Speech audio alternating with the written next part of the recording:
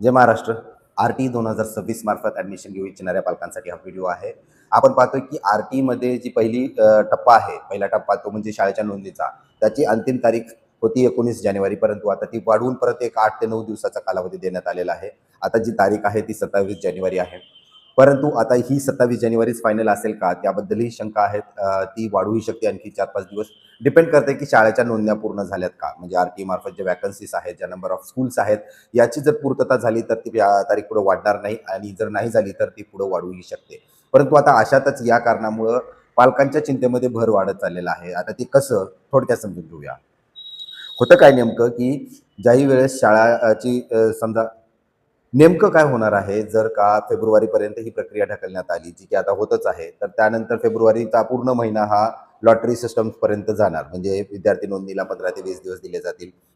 त्यानंतर लॉटरीसाठी 8 ते 10 दिवसचा कालावधी घेतला जाईल. म्हणजे संबंध 30 ते 35 दिवसाची ही प्रक्रिया आहे लॉटरी डिस्प्ले होईपर्यंत. म्हणजे जर का ती फेब्रुवारी महिन्यामध्ये न होता मार्च महिन्यामध्ये गेली, तर त्या पालकांना चिंता सतवणार आहे. ज्यांच्या कोणाच्या पाल्याचं ॲडमिशन्स आर-टीमधनं नाही झालं आणि इकडं तर आपण जे बोलतोय अकॅडमिक इयर जे आहे पहिलीच्या वर्गासाठी सी-बी-एस-ई, आय-सी-एस-ई बोर्डचं असेल, तर ते एप्रिल महिन्यामध्ये सुरू होतं. त्यामुळे ॲडमिशन्स जे आहेत ते फेब्रुवारी, मार्चमध्ये कन्फर्म करायला लागतात.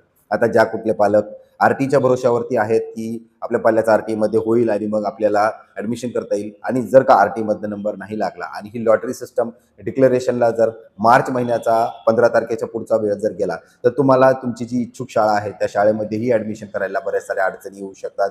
मग नाईलाजानं का होईना ज्या शाळेत तुम्हाला ॲडमिशन्स भेटतं त्या ठिकाणी ॲडमिशन्स करायला लागतील किंवा आणखीन डोनेशन्स वाढवून देऊन त्यामध्ये जी इच्छुक शाळा आहे त्यामध्ये तुम्हाला ॲडमिशन करून घ्यायला लागेल.